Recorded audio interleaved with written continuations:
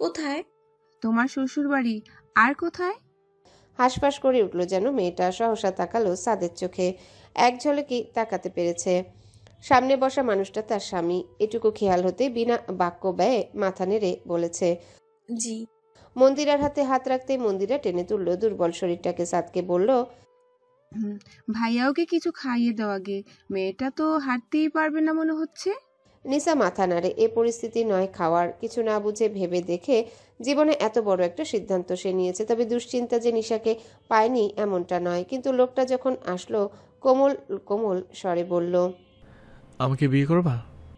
তখন নিসার মনে হয়েছে এমন চমৎকার আবদারটা এইখানে ফিরিয়ে দিলে আর যদি কখনো ফিরে না আসে, আর যদি লোকটা তার সামনে এসে এভাবে না দাঁড়ায় কখনো।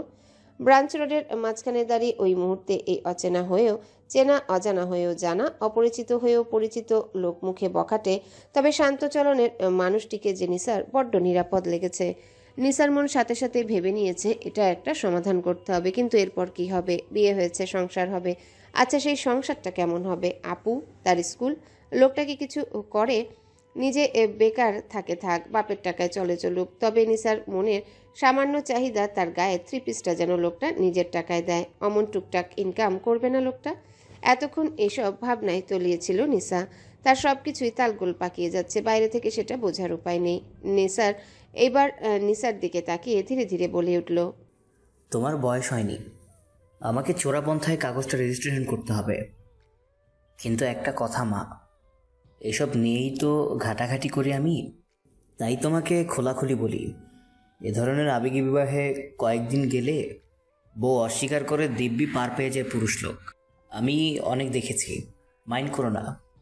তুমি বিয়ের প্রমাণ প্রপ্ত করতে এখন কিছু ছবি তুলে রাখতে পারো। ওরা সকলে উঠে দাঁড়ালেও নিসারের কথায় থামলো। সাদ চুপচাপ দেখছে নিশাকে। নিশা এক পলক আরও একবার তাকালো লোকটার চোখে। ঘণ্টাখানেক আগের দৃশ্যটা তার মস্তিষ্কে ফের এসে হানা দেয়। লোকটার গলার স্বরটাও শুনতে পায়। বলেছিল লোকটা, এভাবে তাকিয়ে থাকার কোনো প্রয়োজন নেই।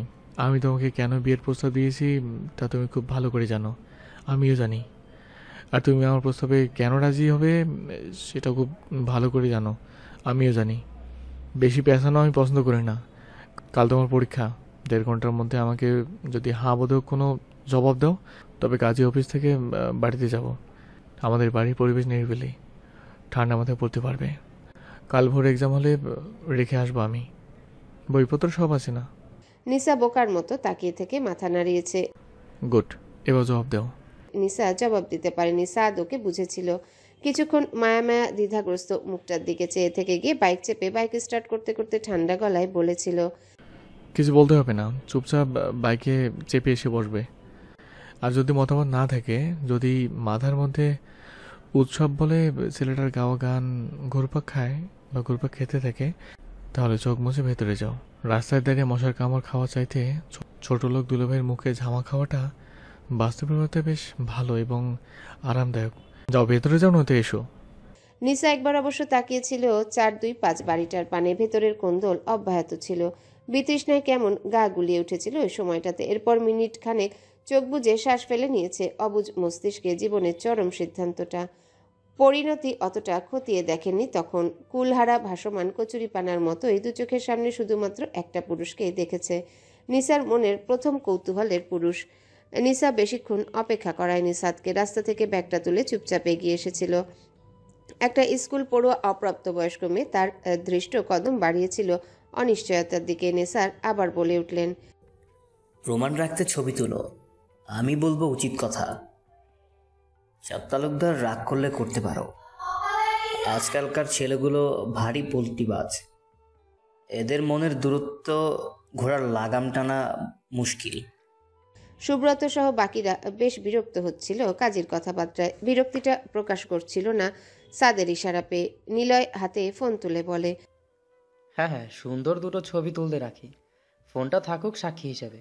আজকাল মানুষ খুব দ্রুত পল্টি নেয়। সাদ চুপচাপ তাকিয়ে আছে। নিসা নিলয়ের কথা শুনে আরও এক দফা তার সুন্দর তবে ঘোলাটে চোখ দুটো রাখে সাদের চোখে। পরপর আবারও চোখ জোড়া নামিয়ে নেয়। ধীর স্থির বলে ওঠে, ছবি লাগবে না, আমার ছবি তুলতে হবে না। রাতের নির্জনতা ছাপিয়ে যাচ্ছিল সাউকি, নাফিয়া আর সিমিনের হাসাহাসি শব্দে। ওরা লুডো খেলছিল, কারো চোখে ঘুম নেই, অপেক্ষা করছিল সাদের জন্যে। আজ সাউকির দোকান আটকে ফেরার পথে পিৎজা নিয়ে এসেছে। সাদ এলেই সেটা খাবে বলে ঠিক করা। বসার ঘরে অসীম তালুকদার সেন্টার টেবিলের উপর ব্যান্ডেজ করা পা দুটো তুলে দিয়ে গায়ে লিয়ে বসে আছে ডিভানে। হাতে তার টিভির রিমোট। রাত 12:30 টক শো দেখছিলেন খুব মনোযোগে। শাহনাজ পাশে বসে নকশি কাঁথা সেলাই করতে ব্যস্ত। সাউকিদের হাসাহাসির শব্দ জোরালো হয়। অন্য সময় হলে নাফিয়া, সাউকি বা সিমিন এভাবে এত রাতে উচ্চ শব্দে হাসতে সাহস পেত না। তবে এখন অসীমের মেজাজ বেশ ফুরফুরে।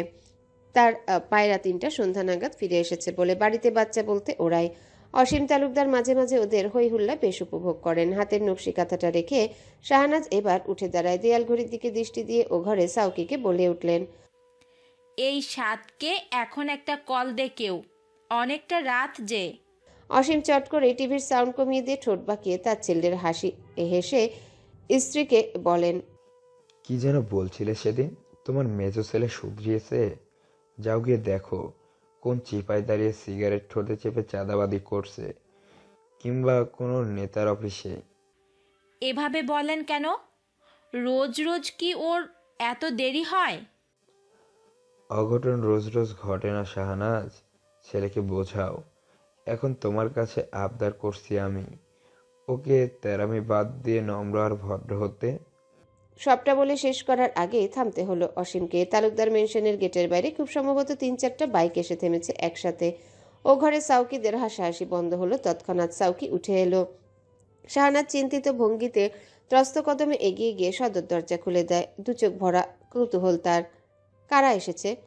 সদর দরজা হট করে খুলতেই তালুকদার ম্যানশনের অন্দরের আলোক রোশনায় ঠিকরে বেরিয়ে পড়ে সামনের উঠানে। সেই আলোতে সাদের পাশে নতমস্তকে জড়সড় হয়ে দাঁড়িয়ে থাকা নিসা চমকায়।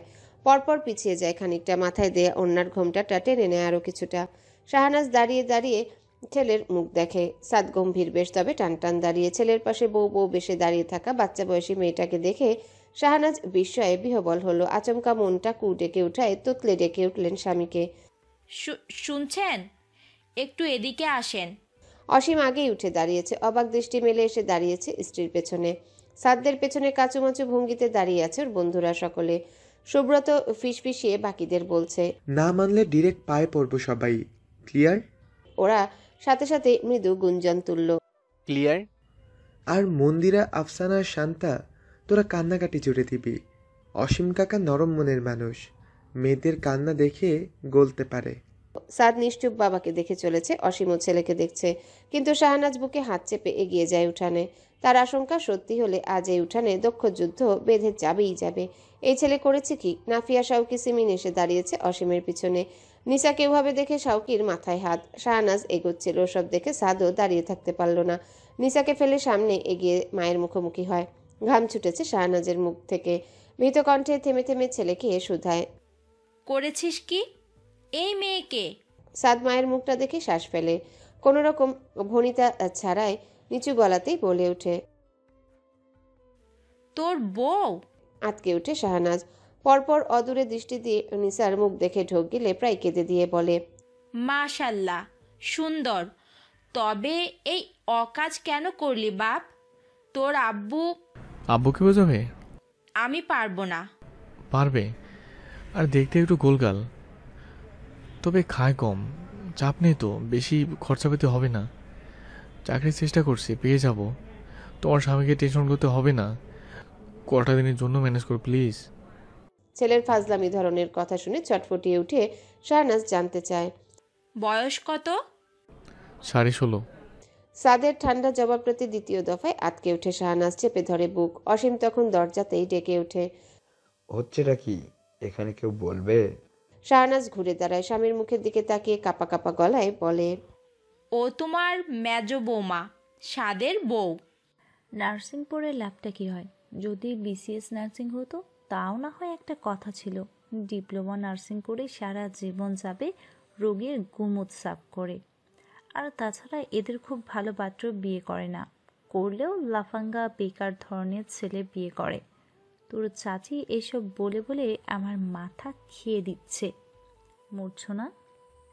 মূর্ছনা হাই তুলে মায়ের কথাগুলো শুনে হাতের বইগুলো টেবিলে সরিয়ে রেখে চেয়ার ছেড়ে উঠে দাঁড়ায়। ঘুমে শরীর নুয়ে আসছে। ডান হাতের আজলায় চোখ ডলে নিয়ে ফোনটা কানে চেপে রেখে বেশ হালকা গলায় মাকে বলে, তো শোনো কেন, এড়িয়ে থাকতে পারো না? মারুফার উচ্চারণে সিলেটি টান মিনমিনে জবাব দিল একটা। সব কি চাইলেও এড়িয়ে থাকা যায়? তাদের ঘাড়ে বসে খেয়েছি, খাচ্ছি এতগুলো বছর, অদ্ভুত তো দেখাতে পারি না মা। বিছানার এক পাশে বসলো মূর্ছনা, হাতে তুলে নিল বিছানা ঝাড়ার ফুল ঝাড়ু। মাকে বলল, ঠিক আছে, তবে তুমি ওসব শোনো, দয়া করে শুধু আমাকে ওসব বলো না। রাখছি, হ্যাঁ? এই শুন শুন। মারুফা মেয়েকে থামিয়ে দিয়ে হড়বড়িয়ে বলতে লাগলেন, একটা কথা বলি মা, তোর চাচির বলার ধরনটা হয়তো ঠিক না, কিন্তু খুব যে মিথ্যা কিছু বলে তাও কিন্তু না। তোর বাবার আমার যে অবস্থা, তার উপর খাচ্ছি তোর চাচা চাচির ঘাড়ে। দুই একটা যা প্রস্তাব আসছে, তুই নার্সিং পড়ছিস শুনে জানিয়ে দিচ্ছে চাকরি করাবে না। তো তাতে কি হয়েছে? আর এখন সম্বন্ধ দেখবেই বা কেন? আমি দেখতে বলেছি? দেখবো না, তোর বয়স হয়নি বিয়ের। নেহাত চেহারা কাটিং সুন্দর, তাই দুই একটা প্রস্তাব আসছে, বাকিরা তো রং দেখেই আগায় না মা। শেষের বাক্যটায় বিষণ্ণতা মারুফার। মূর্ছনার কোনো ভাবান্তর হয়নি মায়ের কথাগুলো শুনে। এ তো তার জীবনে প্রথম নয়, বয়সন্ধির পর থেকে শুনতে শুনতে এখন বেশ ডাল ভাতে সব। তা কেউ না এগোলে পায়ে ধরতেই বা হবে কেন, একটু বলবে? আমি কি বিয়ের জন্য কাঁদছি? তুই না কাঁদিস, তোর বাবার আমি কাঁদি, এটা তো সত্য। কোনো মধ্যবিত্ত পর্যায়ে পাত্র চায় না তার বউ রাতে বাড়িতে না থেকে হাসপাতালে ডিউটি করে বেড়াক। এটা সত্যি রে মা। নার্সদের পাত্রপক্ষরা বিয়ের পাত্রী হিসেবে অতটা ভালো চোখে দেখে না, তাই তো এত চিন্তা। নিঃশব্দে দীর্ঘ এক শ্বাস ফেলে মূর্ছনা। চোখের সামনে কত কি যে ভেসে ওঠে। মাকে সেসবের আঁচনা পেতে দিতেই হালকা গলায় ফাজলামি সুর টেনে বলে, এখন আমি রাতে ডিউটি করতে বেরোবো, তাতে যদি কেউ আমাকে বিয়ে না করে তবে তাকে আগেই আসসালামু আলাইকুম। হ্যাঁ, এমন করে করে বিয়ের বয়সটা পেরিয়ে যাক আর কি। যাক, তবে তখন আমিও একটা বুড়ো লোক দেখেই বিয়ে করে বসবো। মায়ে তো দুশ্চিন্তা করছো কেন? আমি তো মোটেই করি না, ভাবি না। বিয়ে নিয়ে আমি ভীষণ পজিটিভ চিন্তা করি। আমার জোড়া এই পৃথিবীতেই আছে। আমি কালো, গোমুখ সাফ করা নার্স, তাতে তার কিচ্ছু যাবে আসবে না। সে সময় মতো আসবে। আমি রাতে রাতে হসপিটালে ডিউটি করতে গেলে আমাকে দিয়ে আসবে, আবার ফেরার পথে নিয়ে আসবে। আমি যদি অপাত্রীয় হই তবুও সে বউ পাগল হবে। আমি এসব বিশ্বাস করি। তুমি আর চাচি একটু দুশ্চিন্তা কম করো তো। মারুফা শ্বাস ফেলল, পরক্ষণে বিরক্ত গলায় বলল, তোর চাচির তো দুশ্চিন্তার শেষ নেই। বিকেল থেকে আমাকে বলছে তুই বোধহয় বরগুনার কোনো ছেলের সাথে সম্পর্ক করছিস। মা প্লিজ এবার থামো। থামলাম, তবে মূর্ছনা শোন, খুব সাবধান। ওখানকার ছেলে মেয়েদের মধ্যে বেজায় ভেজাল থাকে, ভুলেও কোথাও পা দিস না যেন। কেউ ধরতে এলে ধরা দিস না। আমরা সিলেটি মানুষ, সিলেটেই থাকবো। দক্ষিণের হাওয়া দরকার নেই। ওরা রকচটা, দাম্ভিক আর বেয়াদব ভারী। টানা 10 মিনিট মেয়েকে সতর্ক করে মারুফা কল কাটেন। মূর্ছনা হাসতে হাসতে গা এলিয়ে দেয় বিছানায়। মা কি মনে করে মূর্ছনা খুব প্রেমের প্রস্তাব পায়? ছেলেরা মূর্ছনাকে ধরতে হাপিতেশ করে সারাক্ষণ? না তো, ওর রংটা দেখলে ছেলেদের প্রেম আসে না মনে। কালো মেয়েরা সমবেদনাও কবিতার বস্তু, প্রেমের বস্তু নয়। ওকে আজ অব্দি কেউ মুগ্ধতা নিয়ে দেখেনি। দেখলেও ঢিলে ঢালা কামিজের আবডালে লুকিয়ে থাকা শরীরের ভাঁজ দেখার আগ্রহ করেছে আগে। মূর্ছনার গঠন ভারী চমৎকার। গায়ের রং না হলেও প্রেম করতে আগ্রহ না জাগলেও পুরুষগুলোর কুৎসিত চোখের শিকার সে হয়েছে হয় প্রতিনিয়ত। কালো বলে ছাড় পায় না। ভাবতে ভাবতেই তাচ্ছিল্যের হাসি হাসে মূর্ছনা। কে রে, সকালে একা একা কাঁদলি, আবার একা একা হাসছিস, ব্যাপার কি? লিজা কক্ষে ঢুকে মূর্ছনাকে হাসতে দেখে জানতে চাইল। মূর্ছনা জবাব দেয়, আমার কাঁদতে কারণ লাগে, হাসতে লাগে না। তোর কাঁদার কারণটা আজ কি ছিল শুনি? মুস্তাফা স্যার হাত ছুঁয়েছে? মূর্ছনার মুখটা ফ্যাকাশে হলো তৎক্ষণাৎ। ঝোঁক গিলে ফিরিয়ে নিল মুখ। দৃষ্টিপটে বাবার বয়সী, তবে ইতর দেখতে স্টেথিস্কোপ গলায় ঝুলানো বদলোকের কুৎসিত মুখটা ভেসে উঠতে বমি পায় ওর। কথাটা বলে লিজাও অপ্রস্তুত হয়ে পরক্ষণে ওকে স্বাভাবিক করতে বলে উঠল, আচ্ছা তুই তো কাল বেরোবি, আমাকে একটা ক্রিম এনে দিবি? কি ক্রিম? কোলাজেন 16+।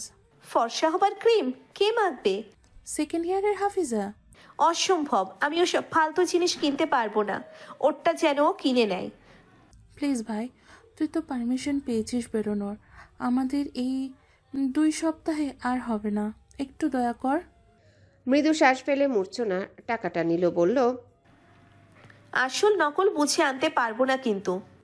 বুঝতে হবে না, তুই তালুকদার কসমেটিক্সে যাবি। কসমেটিক্সের পট্টির 7 নম্বর দোকানটা, ওখানে একদম অরিজিনালটা পাবি। বাকি সবখানে চক বাজারের মাল। গত 3 বছরে অসীম তালুকদারের আচার আচরণে বিস্তর এক পরিবর্তন এসেছে, তা বেশ টের পেয়েছে তার ছেলেরা, তার স্ত্রী এবং ওখানে দাঁড়িয়ে থাকা প্রত্যেকটি মানুষ। সাদ বাবার মুখ থেকে তার নিস্পন্দ দৃষ্টি সরায়নি এ পর্যন্ত। বাবার শীতল মূর্তি তার মস্তিষ্কে সতর্কতা জারি করেছে পরবর্তী পরিস্থিতির জন্য মানসিকভাবে প্রস্তুত হতে। সে হচ্ছে শুধু পকেট হাতড়ে দেখতে পারছে না এখন কত টাকা আছে। যা ছিল অনেকটাই কাজীর হাতে তুলে দিয়েছে। এখন এই মুহূর্তে ব্যাংক খোলা পাবে সে। নাফিয়ার ফোনটা লাগাতার বেজে চলেছে। শাহেদের কল। ও কল রিসিভ না করে হাঁ করে শ্বশুরের মুখ দেখছে, দেখছে দেবরা শাশুড়ির মুখ, আবার দেখছে এই বাড়ির ফুটফুটে নতুন বউটার মুখ। এই বাড়ির বড় বউ হিসাবে নাফিয়ার কি করণীয় তা বুঝতে পারছে না সে। শাহনাজ ঢোক গিলেছে কয়েক দফা, এবার বড় একটা শ্বাস নিয়ে স্বামীর দিকে পা বাড়িয়ে বলে, শুনুন, আমরা ভেতরে যাই সবাই। এই মেয়ের বয়স কত? কোথাকার মেয়ে?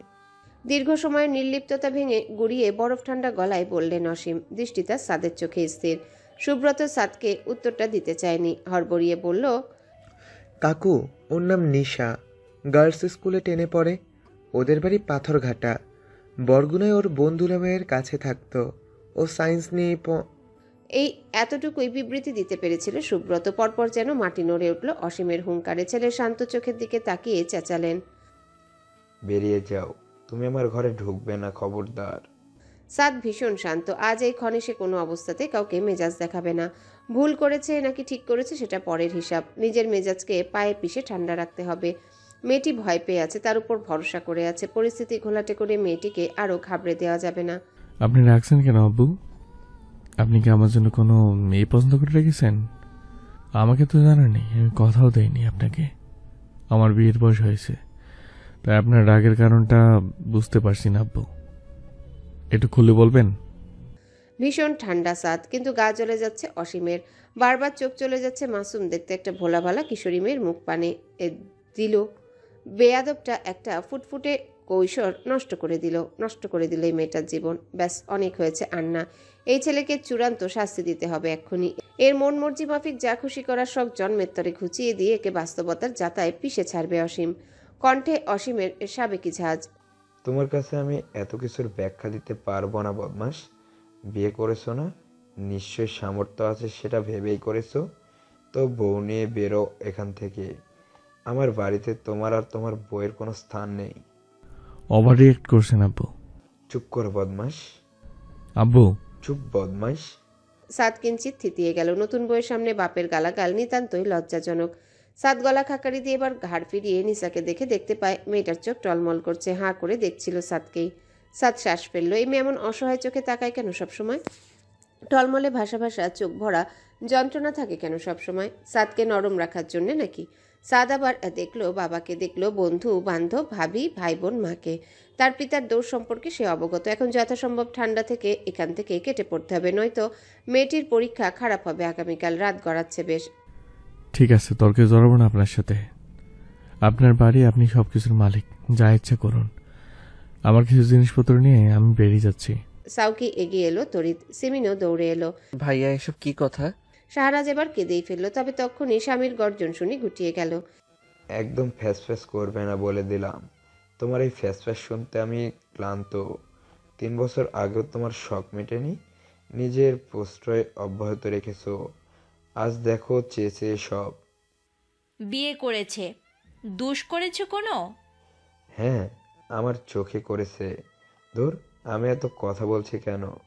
এই ছেলে থাকতে পারবে না আমাদের সাথে, খেতে পারবে না তালুকদারের কোনো ইনকাম। ব্যাস, ওকে ওর বউকে নিজে কামাই করে খাওয়াতে বলো, এবং আমি মাথায় কোনো স্বাদও দেব না ওদের। এত দূর যখন করতে পেরেছে, তখন ওটাও জোগাড় করতে পারবে।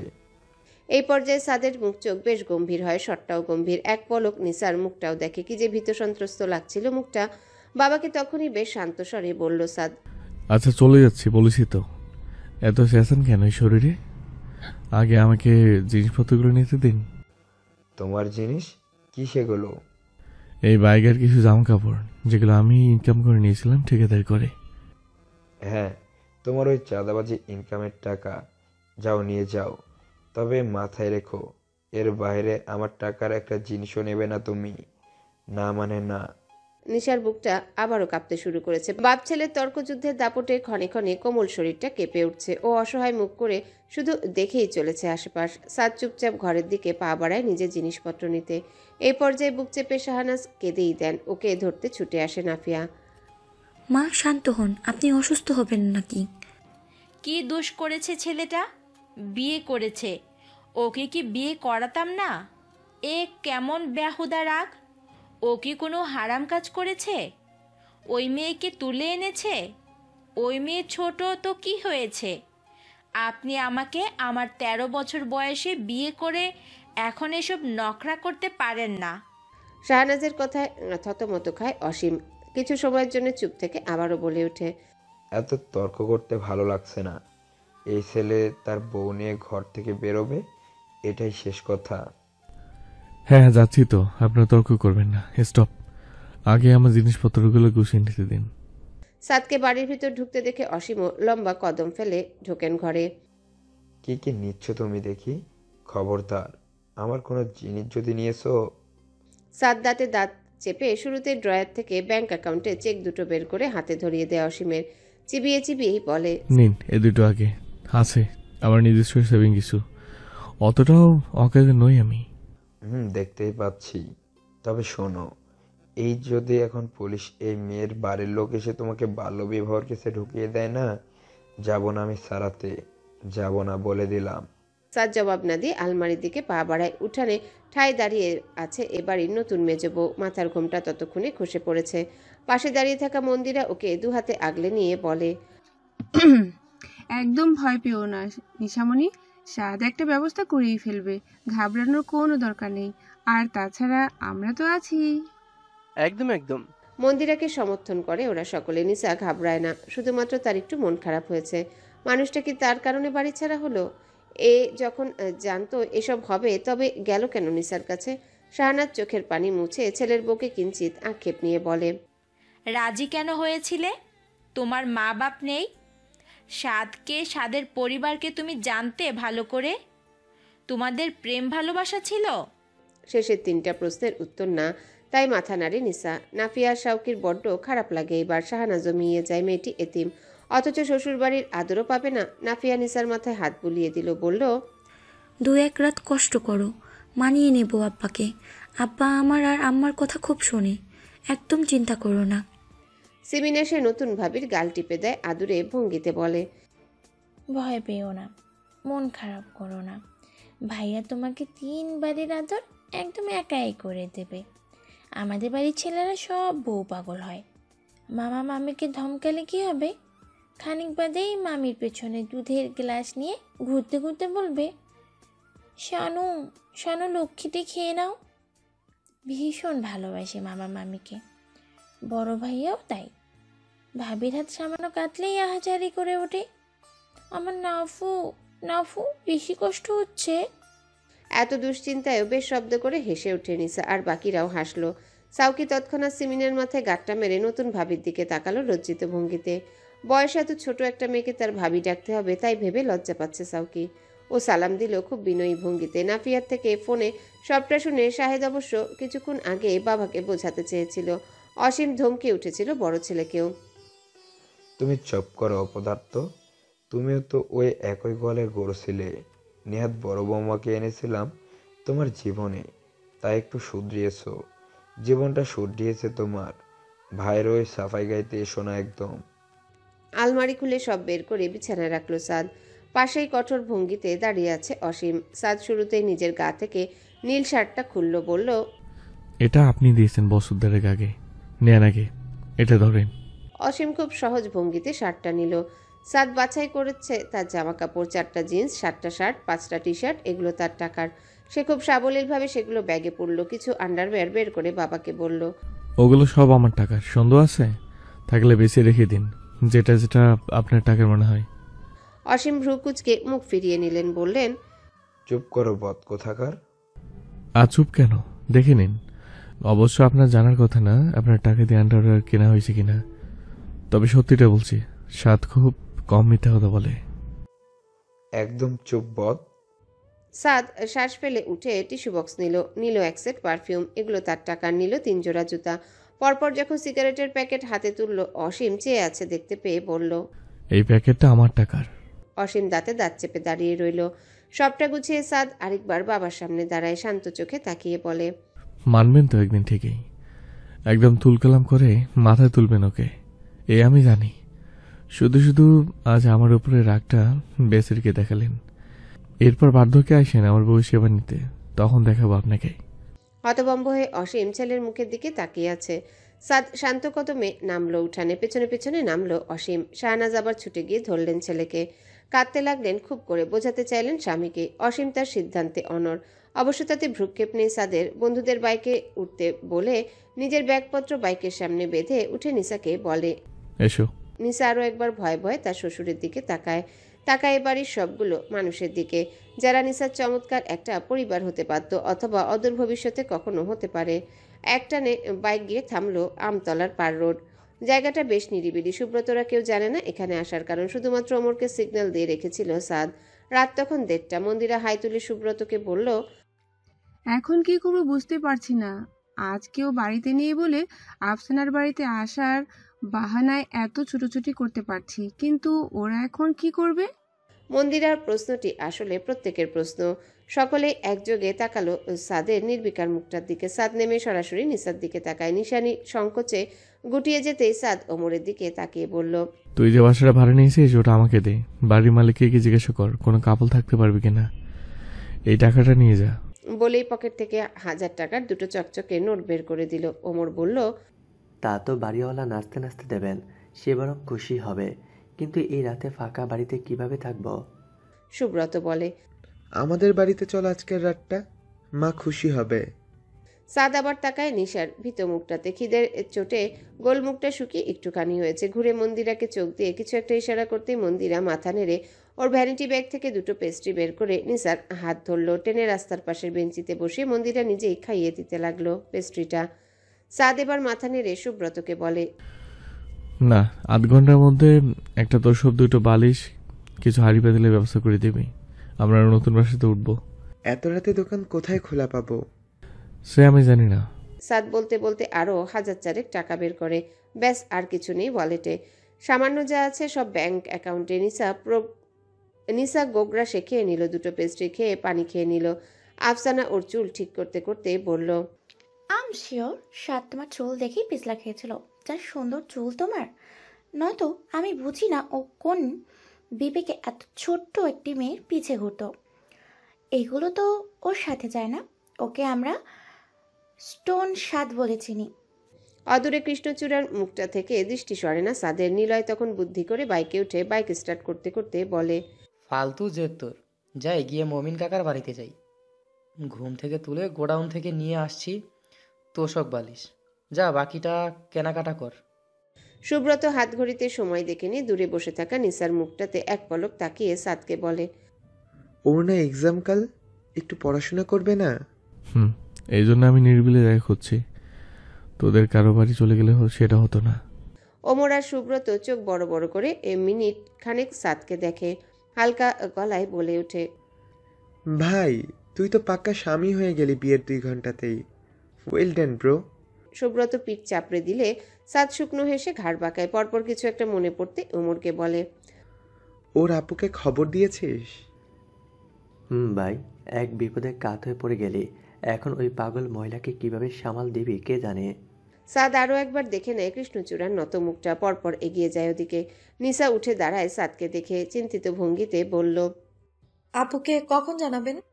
আজ রাতটা টেনশন করো, তোমার আপু অতটুকুরই প্রাপ্য। কিন্তু দেখলো নিসার মনটা বিষণ্ণ হয়েছে আপুকে নিয়ে সাদের এমন কট্টর মন্তব্য শুনে। তৎক্ষণাৎ সাদ সহজ গলায় বলে উঠল, আসছে তোমার আপু, খবর পাঠিয়েছি কিছুক্ষণ আগেই। আমতলার পাড়ে ওমরের ভাড়া করা এক রুমের বাসাটাতেই সাদ উঠে পড়ে 15 মিনিটের মাথায়। নিলয় যখন তোষক বালিশ নিয়ে এলো, বাড়িওয়ালা বেশ আন্তরিক। সাদকে দেখে প্রথমে একটু খচখচ করলেও সাহস করেনি ফিরিয়ে দিতে। দরজা খুলে তালাচাবি দিয়ে গিয়েছে। ওরা ঘরে পা রাখতেই তড়িঘড়ি করে মন্দির আর আফসানা পাটি পেতে তোষক বিছিয়ে দিল মেঝেতে। নিসা আর দেরি করলো না 1 মিনিটও। ব্যাগ থেকে বইপত্র বের করে প্রায় উপুর হয়ে পড়েছে বইয়ের উপর। ঠিক তখন রিমা চলে আসে ওখানে। চিল্লিয়ে পাড়া মাথায় করেনি অবশ্য। ধীর কদমে ওমরের দেওয়া ঠিকানা মোতাবেক আমতলার পাড়ে 23 নম্বর বাড়ির ইউনিট 2-এ ঢুকলো। ঘরে ঢুকেই মূর্তিমান সাদকে উপেক্ষা করে সোজা গিয়ে ধরে নিসা চুলের মুঠি পরপর 3টা থাপ্পড় মেরে বলে ওঠে, গর্ধব মেয়ে, এটা কি করলি তুই? কি করলি? নিসা আপুর অতর্কিত আক্রমণ সামাল দিতে না পেরে পড়ে যেতে চাইল, কিন্তু টের পেল একটা শক্ত হাত ধরে রেখেছে ওর হাতটা। ওই হাতটা সাদের। রিমার রাগ পুনরায় এমনভাবে বেড়েছে যেন খুন চেপেছে মাথায়। চিল্লিয়ে উঠে নিসাকে টেনে সামনে এনে আবারও একটা চড় মেরে বলল, তোর সাহস কি করে হয় এই অঘটন ঘটানোর? ওকে চিনিস তুই আদৌ? এই এরশাদকে চিনিস তুই? জানিস এ কে? আপু, আপু শোনো।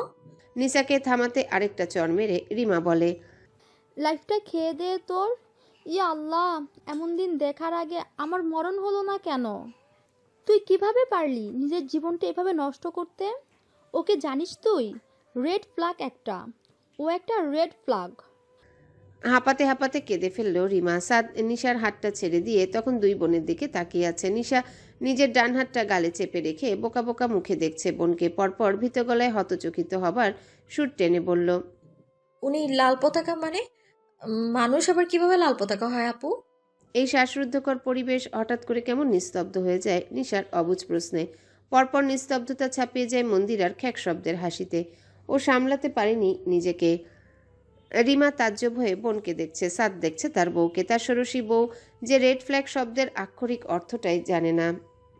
রিমা হিসিস করছিল রাগে। নিসার নির্বুদ্ধিতার উপর চড়াও হতে যেই না আরেকবার হাত উঠাবে অমনি সাদ দাঁড়িয়ে গেল দুই বোনের মাঝখানে। চওড়া শরীরটা নিমিষেই ঢেকে ফেলল কৃষ্ণচূড়ার আদরে আনন। নিসা চোখ মুখ খিচিয়ে নিয়েছিল, অতঃপর গাল দুটো সুরক্ষিত অনুভূত হতেই দু চোখ মেলে। দেখতে পায় শার্টের চেক প্রিন্ট, দেখতে পায় একটা চওড়া পিঠ।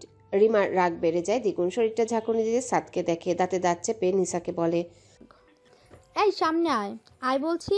লাল পতাকা তাই না? হতছাড়ি, তুই সামনে আয় নিশু। কার পিঠের পিছনে লুকাচ্ছিস? একটু আলোচনাও করলি না বড় বোনের সাথে? বিয়ে করে নিলি সোজা। এখন কি করবি?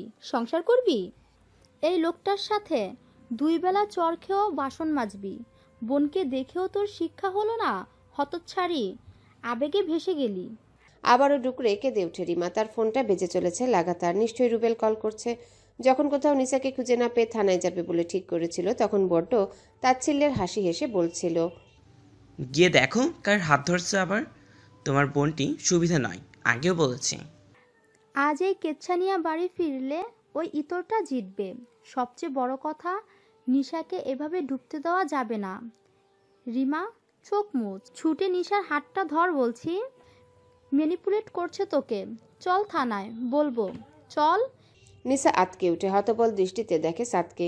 ম্যানিপুলেট মানে নিসাকে লোকটা চালনা করেছে? না না, এ মিথ্যে। লোকটা চালনা তাকে করেনি, বরং তখন থেকে এখন অবধি যা হয়েছে নিসার ইচ্ছাতেই হয়েছে।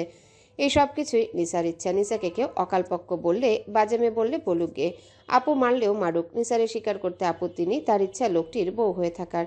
কখনোই যা ভাবতে সাহস করেনি। তবে এখন যখন পা দিয়েই ফেলেছে, সব স্বীকার করবে সে চিল্লিয়ে চিল্লিয়ে। কিরে চল। নিসা বোনকে জবাব না দিয়ে মাথা নুইয়ে নেয়। সাদ এতক্ষণ যেভাবে শান্ত ভঙ্গিতে দাঁড়িয়েছিল, এখন সেই একইভাবে বইয়ের বড় বোনকে বলল, আপনি বসুন আপু, চা খাবেন? কিং কোবরার মতো ফুঁসে উঠল রিমা। সাদের চোখে চোখ রেখে বলে, একদম চুপ, বাজে ছেলে কোথাকার। আর মেয়ে পাওনি? তোমাদের তো মেয়ের অভাব হতো না। আমার বোনকে কেন? ও কত ছোট তোমার থেকে। সাদ এবার নিসার কালো হয়ে যাওয়া নত মুখটা দেখল। এই প্রশ্নের উত্তর সরাসরি দেওয়া যায় না, নয়তো সাদ বলে দিত, আপনার বোন তার ওই ঘোলাটে চোখে ওভাবে কেন তাকে আমার দিকে? আমাকে প্রশ্রয় দিত কেন? আমি সাধু পুরুষ নই, নিজেকে সংযত করার ঠেকা আমার পড়ে নেই। সুব্রতরা রীতিমতো অবাক হচ্ছে। বিস্ময়ের মাত্রা চূড়ান্ত। আজ রাত থেকে যা যা শুনে সাদ চুপ থেকেছে।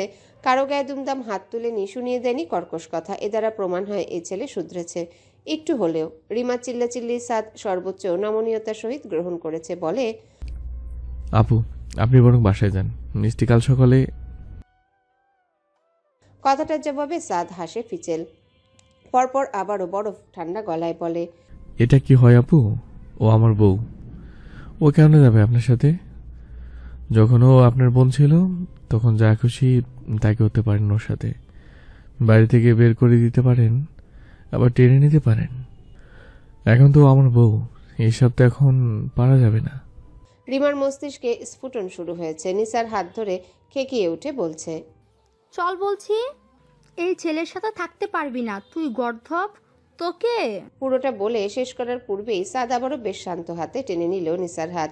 নিসা ক্ষণে ক্ষণে চমকায় এই স্পর্শে, এই স্পর্শ যাতে মিশে আছে অধিকার বোধ। এই পরিস্থিতিতেও লজ্জায় গোল গোল দুটো গাল লাল হয়। সাদ এবার রিমার হুড়োহুড়িতে লাগাম টানতে বলে ওঠে, আপনি ওকে নিতে পারবেন না। তুমি সামনে থেকে সরো, তারপর দেখি নিতে পারে কি না। সাদ অমায়িক একটা হাসি দিয়ে ঠান্ডা মেজাজে বলল, সত্যি বলছি আপু, আপনি ওকে নিতে পারবেন না। অযথা উত্তেজিত হবেন না। কেন নিতে পারবো না? পারবেন না কারণ আমি নিতে দেব না। শুধু আপনি কেন, ও নিজে এখান থেকে যেতে পারবে না। হতভম্বস্বর রিমার। নিসা ঘাড় বাঁকিয়ে সাদকে দেখে, কারণ ও আমার অনুমতি ছাড়া কোথাও যেতে পারবে না। একটু আগে কবুল বলেছে আমার নামে, এই কোনো মস্করার কথা নয়। ওকে? নমনীয় তবে শক্ত শানিতেও সাদের উচ্চারিত বাক্যটা। এই কথায় ওখানে উপস্থিত প্রত্যেকে কিঞ্চিত চমকায়। নিমিষে পাল্টে যায় পরিবেশ, কেমন গুরুগম্ভীর চারিপাশ। ঠিক যেভাবে বিনয়ী থেকে হঠাৎ শক্ত হলো সাদ। রিমা তাকিয়ে আছে একদৃষ্টে, ওর দৃষ্টিতে সাদ সরাসরি তাকিয়ে বলে যেতে লাগলো, এবং শুধু তাই নয়, আপনার বোন আমাকে না জানিয়ে কোথাও চলে গেলে সেখানে সেই গন্তব্যের সীমানা আমিই থাকবো, এর বাইরে বেরোতে পারবে না। Got it?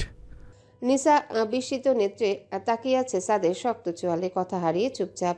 রিমা নিসাকে তৎক্ষণাৎ বলল, দেখলি কেমন খবিশের মতো কথা বলছে?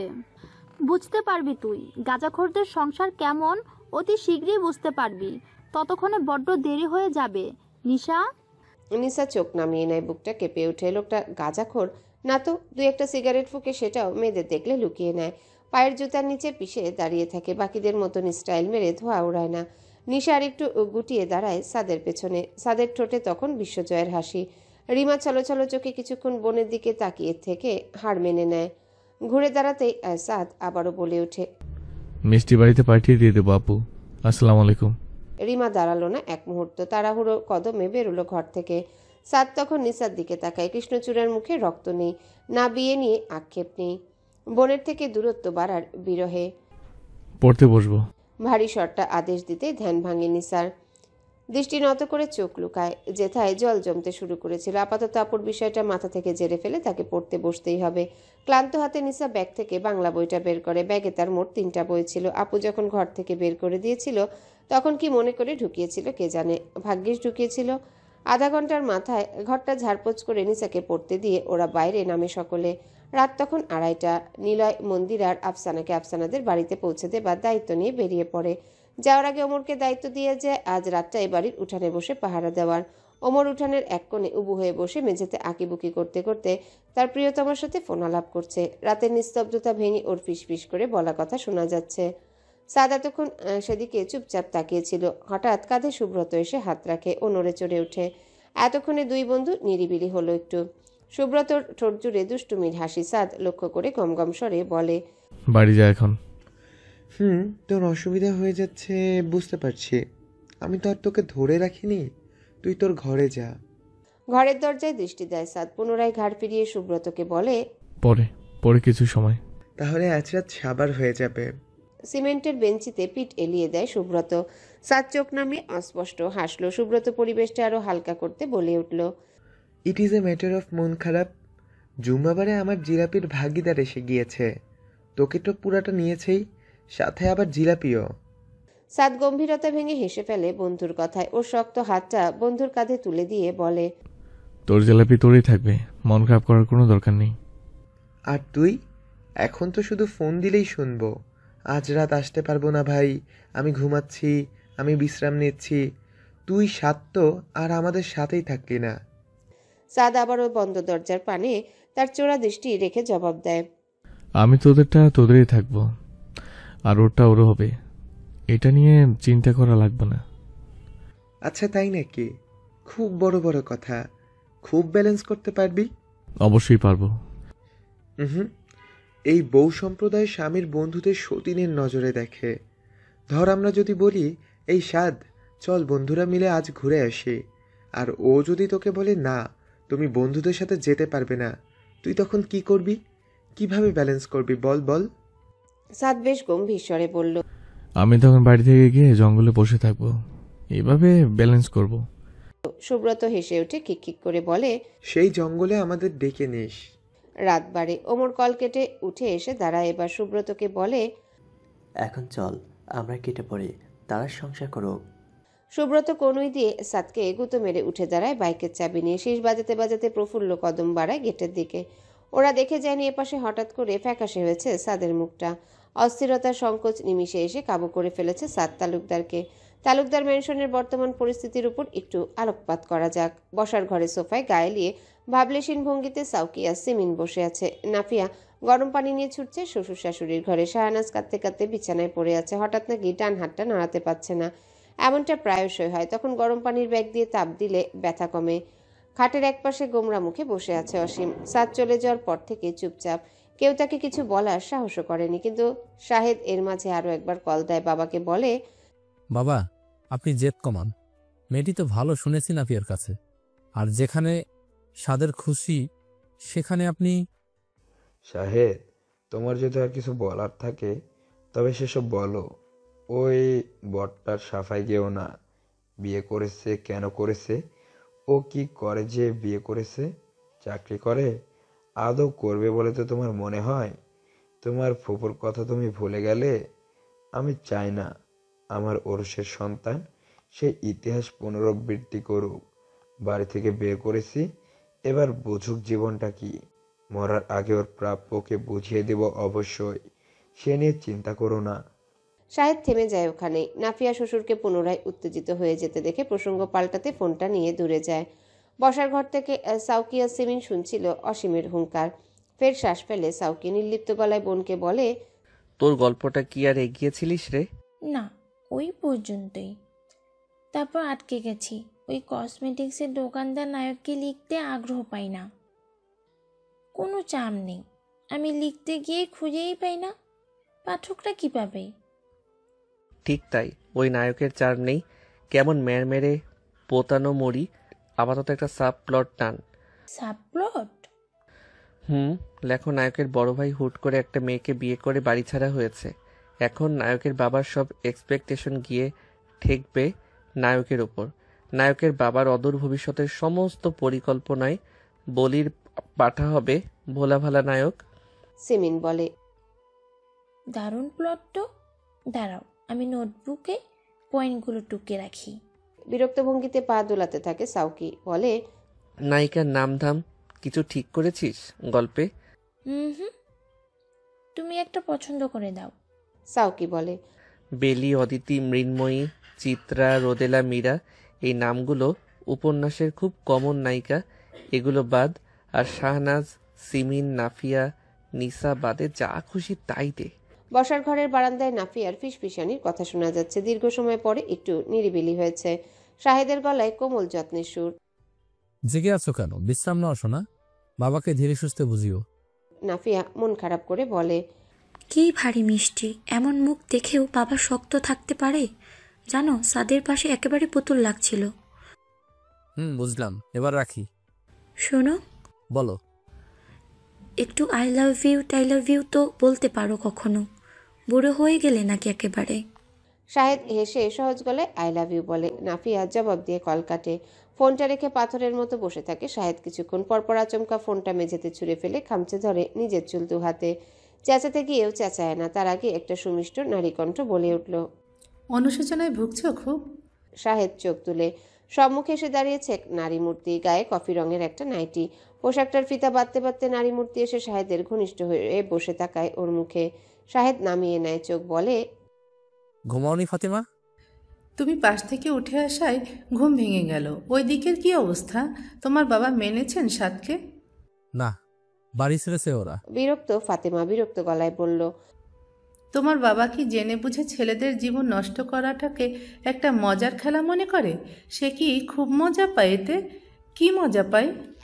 কথাগুলো বলতে বলতে হঠাৎ থেমে যায় ফাতিমা শাহেদের পাংশু বর্ণের মুখটা দেখে।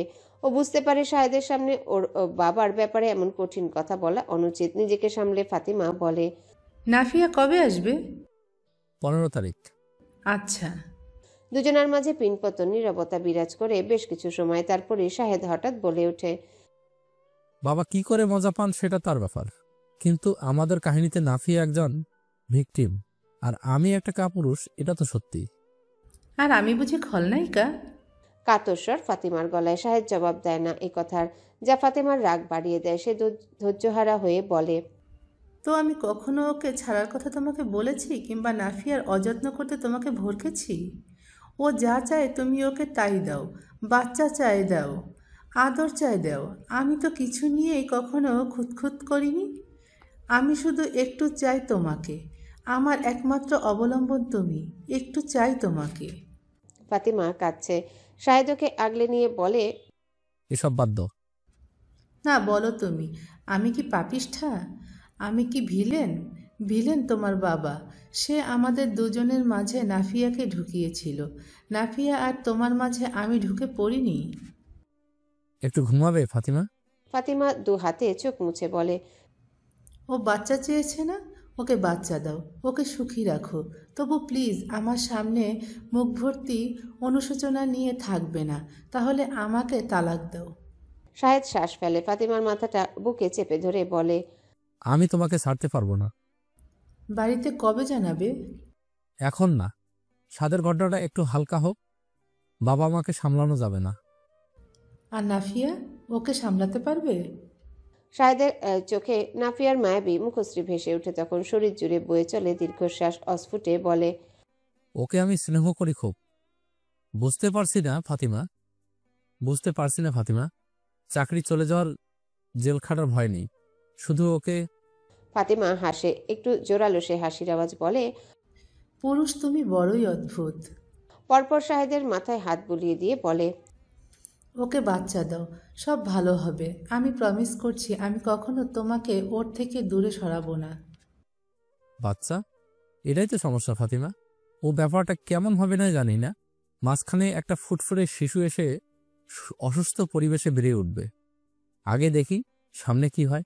আমাকে আরো কিছুটা সময় দাও, ততদিন আড়ালে থাকো। গাদা, রজনীগন্ধা, জারভেরা, গোলাপের মহাসমারোহ বিছানায়। যেই বিছানা নেই কোনো চাদর, এটা নাকি বাসরের তোষক।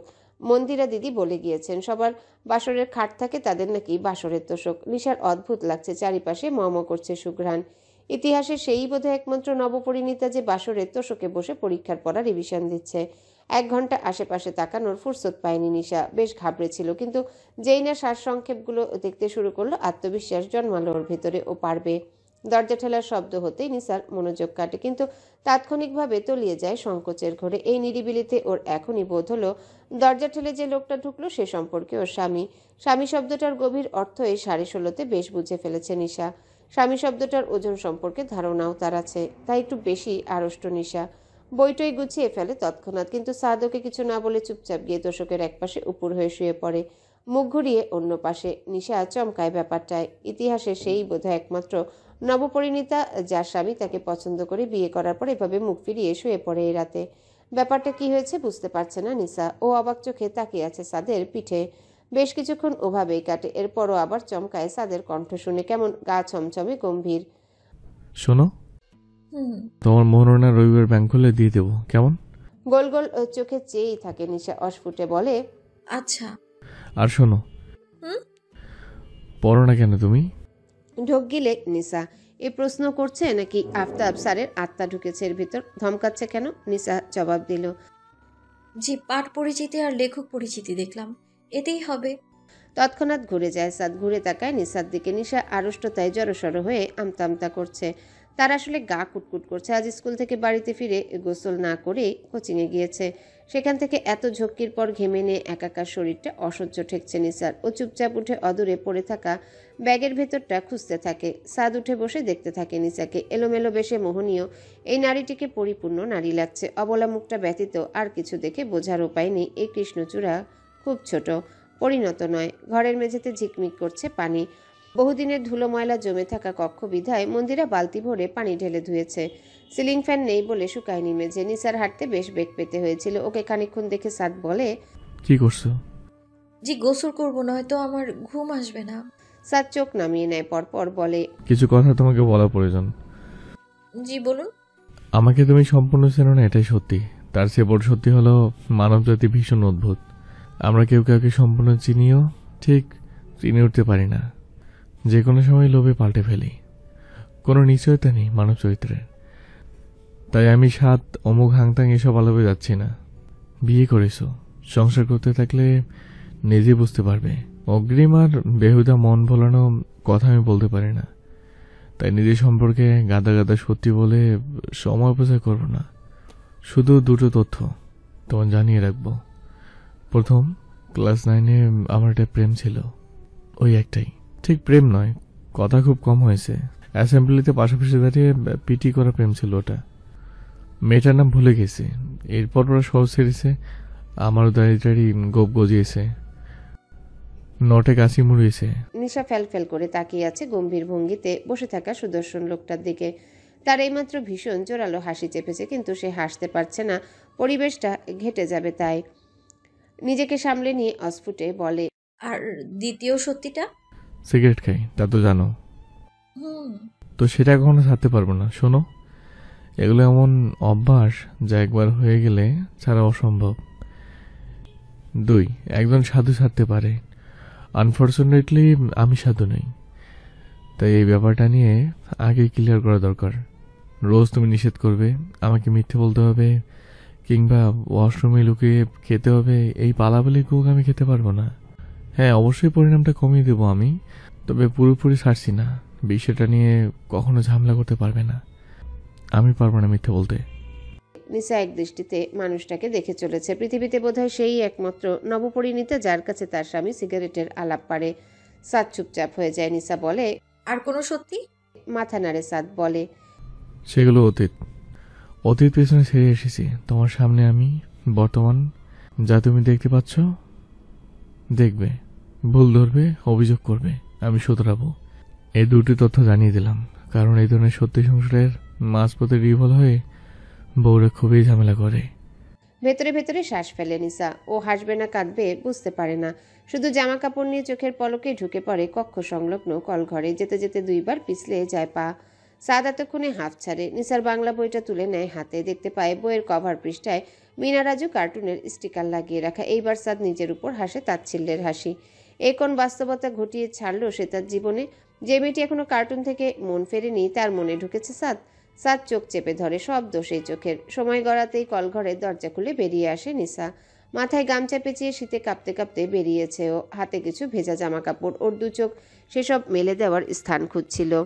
দেখছিল ওকে সাদ এক দৃষ্টে। তার জীবনের বাস্তবতার চূড়ান্ত রূপ দেখছিল। এর মাঝে উঠে দাঁড়ায় ঘোরে আচ্ছন্ন হয়ে। ওদিকে নিসা অসতর্কতার ভেজা পা পিছলে পড়ে যায় প্রায়। সাদ ধরে ফেলে ওকে আচমকা। গোলগাল শরীরটার কোমর চেপে আগলে নেয়।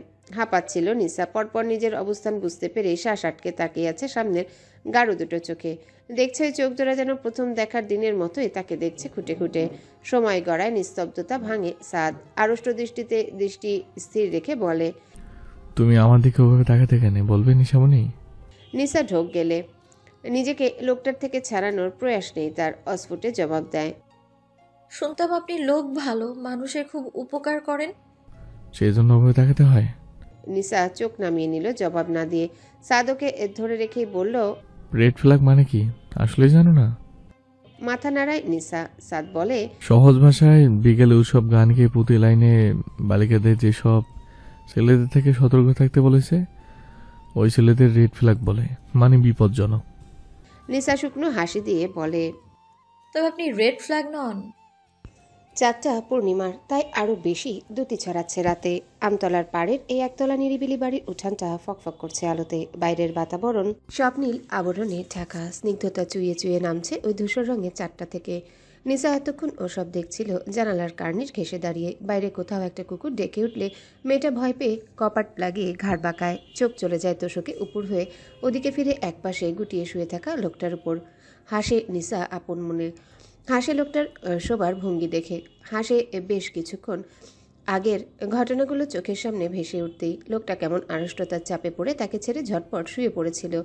এমন করে ছেড়েছিল নিশাকে যেন নিশা তার বউ নয়, যেন নিশা বাইরের একটা মেয়ে। কিছুক্ষণ আগে রিমার সামনে চোখে চোখ রেখে শক্ত গলায় ওসব বলা মানুষটার সাথে এমন সংকোচ মানায় কেন এই আচরণ, যার কোনো মানে নেই।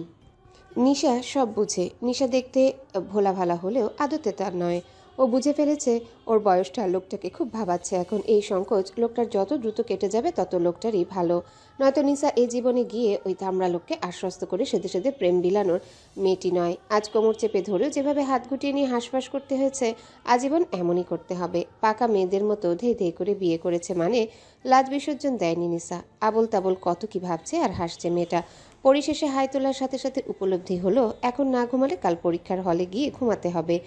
বিছানার উপরে পড়ে থাকা বাটন ফোনটা হাতে তুলে নিয়ে সময় দেখে ভোর 4টা প্রায়।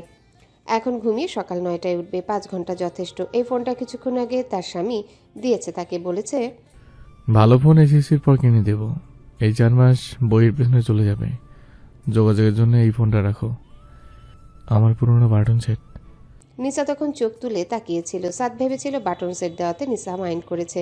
হুট করে মুখভঙ্গি পাল্টে জড়তানি বলেছিল, এখন অ্যান্ড্রয়েড সেট চালানোর সময় নেই তোমার, অবশ্য মাঝে সাঝে আমার ফোন থেকে ইউটিউব ঘাঁটতে পারো, কালে বাসায় ওয়াইফাই কানেকশন নিয়ে নেব। নিশা ভাবতে ভাবতে আবারও হাসলো। চারিপাশ কেমন যেন নীরব নিস্তব্ধ এবং শান্তিময়। ওর এত নিরাপদ লাগছে কেন জীবনটা? সাদ গভীর ঘুমে আচ্ছন্ন। নিশা খুব চাইলেই মানুষটার মুখ দেখতে, কিন্তু নতুন বইয়ের মতো ঢং করে মুখ ঘুরিয়ে ঘুমাচ্ছে সে। তাই নিশা চুপচাপ শুয়ে পড়ে, দু চোখ বন্ধ করে দৃষ্টিপটে লোকটার মুখ আঁকে একটা সুন্দর মুখ। মনে মনে বলতে শুরু করে, আপনি তখন জানতে চেয়েছিলেন আমি আপনার দিকে ওভাবে কেন তাকাতাম। আমি বলেছি লোকে বলে আপনি ভালো, তাই। এখন আমার তরফ থেকে সত্যিটা শুনবেন। বহুদিন আগে, সেদিন যখন দোকান থেকে স্যানিটারি প্যাড কিনে বেরিয়ে বাজে ছেলেদের টিস শুনে ঘেন্নায় রাস্তায় দাঁড়িয়ে ফ্যাচ ফ্যাচ করে কেঁদেছি, হঠাৎ শুনলাম একটা লোক ছেলেগুলোকে ধমকালো। ঘুরে দেখলাম একটা গুন্ডা মতো লোক। এই গুন্ডাটাকে সবসময় দেখি দলের সাথে নিরঞ্জন কাকার চায়ের দোকানে বসে থাকে। সে তাকে বড় লোকের সভ্য শিক্ষিত ছেলে মনে হয়, কিন্তু মুখের গম্ভীরতা বলে এই মাত্র কাউকে কুপিয়ে এসে বিশ্রাম নিচ্ছে। চেহারায় সে কি রাগ! সেদিন ওই বাজে ছেলেদের দলপতি কলার ধরে টেনে নিয়ে আদর্শ স্কুলের গেটের সামনে দাঁড় করিয়ে দিল ওই লোকটা। পরপর কিছু সময়ের ব্যবধানে ওকে 2টো চড় মেরে ওর হাত থেকে এক কার্টন ন্যাপকিনের প্যাকেট ধরিয়ে দিয়ে পাশে সাইনবোর্ড টানিয়ে দিল, free sanitary napkin service for mother and sisters. মিথ্যে করে নিচে লেখা হলো ফ্রম ইউনিসেফ, বিক্রয়ের জন্য নয়। গুন্ডা লোকটা ছেলেটাকে বলেছিল, এখানে আগামী 3 ঘন্টা চোখ নামিয়ে দাঁড়িয়ে থাকবি এই কার্টুন হাতে। যে মেয়ে এই কার্টুনগুলো নিতে আসবে তাকে বলবি ধন্যবাদ আপু, তার দিকে তাকাবি না। কাজগুলো করেছে গুন্ডাটা শান্ত হাতে। আদর্শ স্কুলের ছুটির সময় মেয়েরা হুড়োহুড়ি লাগিয়ে যার যার প্রয়োজন মতো নিয়ে যেতে লাগলো ন্যাপকিন। ধন্যবাদ দিয়ে যেতে লাগলো ওই বাজে ছেলেটাকে। লজ্জা, ভয়, অনুশোচনায় বাজে ছেলেটা সারা দিন শাস্তি পেল খুব করে। আর আমি রাস্তার একপাশে ঠায় দাঁড়িয়ে দেখেছি গুন্ডা মানুষটাকে। কি শান্ত ছিল, তবে কি কঠোর! কি অদ্ভুত ছিল, তবে কি সহজ ছিল! একদম সোজাসাপটা ছিল। একটা গুন্ডা ছিল, তবে একজন পুরুষ ছিল যে ওই সমস্ত বাজে ছেলেদের মতো নয়। আমি দেখেছি তাকে, সেই থেকে দেখেছি। আর তারপর যখন আমি রাস্তায় হাঁটতাম, লোকটাকে সামনে পেলেই তাকিয়েছি। বান্ধবীরা মিলে দুলাল মামার সিঙ্গারা পুরীর দোকানে ঢুকতাম যখন, দোকানের লাফাঙ্গা ছেলেগুলো দূর থেকে কারো চোখের ইশারায় মাথা নুইয়ে বেরিয়ে যেত দোকান থেকে। আমি তখনও দেখেছি মানুষটাকে। আপনার চোখে ওভাবে তাকানোর মতো এর বেশি কারণ আমার কাছে নেই। এইগুলোই ছিল, তাই ওভাবে তাকাতাম। ও হ্যাঁ, আরেকটা কারণ আছে। টের পেতাম আপনিও আমায় দেখেন। আপনার 2টো চোখ ভারী সুন্দর, সুন্দর বলতে ভীষণ সুন্দর। বাজে ছেলেদের মতো চিকচিক করতো না। দৃষ্টি আমার মতো মেয়ের ফর্সা পা কিংবা আমার ক্রস বেল্টের আড়ালে লুকাইতো দেহ সৌষ্ঠবে থাকতো না, থাকতো কেবল আমার চোখে। আর সেই দৃষ্টিতে থাকতো মলিনতা, দ্বিধাভরা আকর্ষণ। ওই নজরটুকু দেখার জন্যেও একটু তাকাতাম আমি আপনার চোখে। নিশা চিত হয়েছিল, এবার কাত হয়ে শয়। আপন মনে বেশ অনেকক্ষণ সাদের সাথে বাসর আলাপ শেষ করে ঘুমিয়ে পড়ে সেও। জানালা থেকে আসা মিষ্টি মিষ্টি রোদের প্রহারে সামান্য ঘন্টার ঘুমটা ভাঙে সাদের। তবে চোখ মেলে না, কপাল কুঁচকে নেয় শুধু। ঘুমের ঘোরে কণ্ঠে বিরক্তি ফুটিয়ে বলে ওঠে, ধুর। নিসা চোখ তুলে দেখে সাদকে। ওর হাতে একটা চায়ের কাপ, তাতে পাউরুটি ডুবিয়ে খাচ্ছিল। সময় 9:10। সকাল 8টা নাগাদ এগুলো সুব্রত এসে দিয়ে গিয়েছে। ফ্লাক্স ভর্তি চা, 1 প্যাকেট চয়েস বেকারির তুলতুলে পাউরুটি, দুলাল মামার দোকানের পরোটা আর ডাল, ডিম সিদ্ধ আর কিছু ফল। সুব্রতর মা মিনতি কাকি পাঠিয়েছেন। নীলায় ওদের বাড়ি থেকে দিয়ে গিয়েছে 2টো কাঁথা আর একটা বিছানার চাদর। আফসানা আর মন্দিরা এসে রান্নাঘরে তাকে হাঁড়ি পাতিল সাজিয়ে রেখে গিয়েছে। এই হাঁড়ি পাতিল আফসানা ঢাকায় ব্যাচেলার থাকতো যখন তখন কিনেছিল, এখন কাজে লাগে না, তাই বন্ধুর নতুন সংসারে দিল। এসব সকালের ঘটনা। নিসা ঘুম ভেঙে দরজা খুলেছিল। অল্প সময় ঘুমিয়ে গা ম্যাচ ম্যাচ করছে। নিসা কাপে চুমুক দেয়। ঠিক তখন সাদ আবারও বলে ওঠে, জানালা খুলেছে কে? আম্মু না সেমিন? ভাগ এখান থেকে। পরপর থেমে বলে, কটা বাজে? 7টা বাজে ডেকে দিও আম্মু। ভাবিকে বলো চা লাগবে না, নিরঞ্জন কাকের দোকানে খাবো। নিসা চোখ নামিয়ে সামান্য হাসে। এবার পরপর সহজ গলায় বলে ওঠে, 7:27 বেজেছে, অ্যাসেম্বলি শুরু হয়ে গিয়েছে। চোখ জোড়া তড়িৎ খুলে যায়। ধরফড়িয়ে লাফিয়ে উঠে বসে সাদ। চারিপাশের পরিস্থিতি বুঝতে ওর মিনিট 2 লাগে। পরপর চোখ ডলে নিয়ে অবিশ্বাস্য নজরে দেখে নিসার মুখটা। রোদের ছোঁয়া লেগে চকচক করছে হৃষ্টপুষ্ট গাল দুটো। সে গাল ছেয়ে আছে লজ্জায়। লজ্জা তো সাদও পেয়েছে, রোজকার অভ্যাস বলে কথা। তবে মেয়েটা তার সাথে মশকরা করেছে, ব্যাপারটা নিতে পারছে না সাদ। ভারী দর্শিত কে বলে এ আলাভোলা। 9:15 বেজেছে, আমার 10:30টায় হলে থাকতে হবে। সাথে স্কুল ড্রেস আছে, তবে ক্রস বেল্ট নেই। রুবি ম্যাম বকবে খুব সিভিল ড্রেসে গেলে। আমাকে একটু রিন্তুদের বাড়িতে নিয়ে দিয়ে আসবেন আগে ভাগে, কিংবা আমিই যাব। তবে মিনমিন করছে নিসা, ওর গলা আটকে আসছে বলতে গিয়ে। সাদের মুখভঙ্গি বেশ কৌতূহলী। তবে কি? আমার কাছে রিক্সা ভাড়া নেই, প্লাস্টিকের ব্যাংকের সব, ওটা আপুর বাড়ি রেখে এসেছি।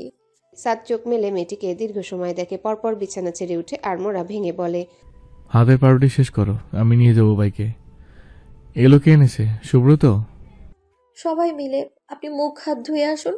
টুথপেস্ট, ব্রাশ আর নতুন একটা টাওয়াল কল ঘরে রেখে এসেছি আমি। বলেই ব্যস্ত হাতে নিসা পরোটার ডাল বাটিতে সাজিয়ে মেঝেতে পাটি পেতে রেখে দেয়। পুরোটা সময় সাদ ওকে চুপচাপ দেখে মুখ হাত ধুয়ে এসে খেতে বসে। পরোটা ছিঁড়তে ছিঁড়তে অস্পষ্ট হাসেও। মনে হচ্ছে তাদের সংসারের বয়স হয়েছে বেশ, অন্তত মেয়েটার আচরণ তাই বলে। এতটাও আশা করেনি সাদ, এতটাও না। রাতে বুক ভরা যে দ্বিধাটুকু ছিল তা পরোটার সাথে গিলে ফেলতে ফেলতে চোরা দৃষ্টি দেয় অদূরে চুল আঁচড়াতে ব্যস্ত রমণীর দিকে। স্কুলের ইউনিফর্মের সবুজ কামিজটা গোলগাল শরীরে দারুণভাবে মানিয়ে যায়। লতার মতো বাঁকানো কোমর, লাস্যময়ী গরনের পানে মনোযোগ যেতেই সাদ খাওয়া ছেড়ে বসে থাকে হাঁ করে তাকিয়ে। পরক্ষণে হাঁসফাঁস করে ওঠে ভেতরটা। ও কোনো মহাপুরুষ নয়, কোনো স্বামীরই মহাপুরুষ হবার প্রয়োজন আছে আদৌ? চোখের সামনে এই অপার্থিব সৌন্দর্যের প্রতিমা দেখে একটু টেনে, একটু ছুঁয়ে, একটু আদর মাখা স্পর্শ বুলিয়ে দেওয়া কোনো অপরাধ তো নয়, না কোনো অশোভন কাজ বিয়ের প্রথম সকালে। তবেও পারছে না কেন? কিন্তু যখন মেয়েটাকে বাচ্চাদের মতো 2টো বেনি করতে দেখলো, আবার নিজের মনে জেগে ওঠা ব্যাকুলতা গুটিয়ে নিয়ে সাদ চোখ নামালো। ও বুঝলো ও কেন পারছে না। এই বেনি দুটো ওকে সতর্ক করছে, খবরদার সাদ, স্কুল স্টুডেন্ট, তোর লজ্জা থাকা উচিত। এ পর্যন্ত যা করেছিস এনাফ, এবার রয়ে শোয়ে। তবে পরক্ষণে আবারও চোখ তুলতে হলো ওকে। নিসা মুখে চবর্গীয় শব্দ উচ্চারণ করে তাড়াহুড়োতে নিজের বেনি খুলছে। এটা সবসময় হয়, তাড়াহুড়ো করলে সেটা ঘেটে ঘ হয়ে যায়। তাই নিসা ঠিক করলো আজ খোপা করবে। 2 হাতের দক্ষতায় মিনিটের মধ্যে একটা খোপা করে নিল। স্কুল ড্রেসের সাথে বেমানান যদিও। সাদ খাওয়া বাদ রেখে নতুন বইয়ের সাজগোজি দেখে চলেছে শুধু, নির্লজ্জের মতো। বেনি যখন খোপায় রূপান্তরিত হলো, কিশোরীর পাল্টে যাওয়া তরুণী রূপটা দেখে সাদ মনে মনে বলে, হ্যাঁ এভাবেই বড় হও, বেনে রেখে খোপা ধরো, ঠিক এভাবেই, আর একটু বড় হও। সকাল 9:48। সপ্তাহের 6টা দিন এই সময়টা সাউকির শ্বাস ফেলার ফুরসতটুকু থাকে না। দিনের এই সময়টায় কাস্টমার বেশি থাকে, কলেজ পড়ুয়া কাস্টমার সব। আজ থেকে 1 বছর আগে সাউকি এই তালুকদার কসমেটিক্সে বসছে অসীম তালুকদারকে খুশি করে তার সাথে নড়বড়ে সম্পর্কটা খানিকটা মজবুত করতে। পাশাপাশি সে বরগুনা সরকারি কলেজে ম্যানেজমেন্ট বিভাগে 4th ইয়ারে আছে। আগের সাউকির সাথে এই সাউকির কোনো মিল নেই। এই সাউকি পড়াশুনো দোকানদারির কাজ একসাথে 2 হাতে সামলায়। বাড়ির পরিস্থিতি থমথমে, ঠিক রাতের মতোই। সকালের নাস্তাটা কোনো মতে মুখে দিয়ে বেরিয়েছিল। আজ দোকানদারিতে মন নেই, তবুও মাঝে মাঝে বাইরের দিকে তাকিয়ে নির্লিপ্ত গলায় বলে উঠছে, আপু কি লাগবে? জবাব এসেছে, ভাই কিছু লাগবে না তো, এত ডাকেন কেন অসহ্য। বরাবরের মতোই অপমান গায়ে না মেখে সাউকি টিভির স্ক্রিনে তাকিয়ে আছে, তবে সে টিভি দেখছে না। বন্ধ টিভির স্ক্রিনে নিজের অস্পষ্ট ফুটে ওঠা প্রতিচ্ছবি দেখছে। ভাবছে এই 5 ফুট 11 সুঠামদেহী সুন্দর ছেলেটার ভাগ্যে তবে এই ছিল। মেজ ভাইয়ের কোয়ালিফিকেশন তো তাও ভালো, একটা বেশ ভালো চাকরি পেয়ে গেলেও যেতে পারে, কিন্তু তার কপালে এই দোকানদারি লেখা আছে। আব্বু কখনোই বহুমুখী ব্যবসার মালিকানা অন্তত জীবদ্দশায় ছেলেদের হাতে দেবেন না, কখনোই না। আব্বু ভিন্ন ধাতুতে গড়া। ইন্টারমিডিয়েটে কেন যে অমনভাবে উচ্ছন্নে যাওয়াতে মেতেছিল সাউকি, কেন যে পড়াশোনার মর্ম তখন বোঝেনি, কেন যে বড়দের শাসন মানেনি। হ্যালো বন্ধুরা, পরবর্তী পার্ট খুব তাড়াতাড়ি আসবে, তো সবাই অপেক্ষায় থাকো। আর চ্যানেলটি যারা এখনো সাবস্ক্রাইব করোনি তারা পরবর্তী পার্ট দেখার জন্য চ্যানেলটি সাবস্ক্রাইব করে রেখো। ধন্যবাদ সবাইকে, আমাদের সাথেই থেকো।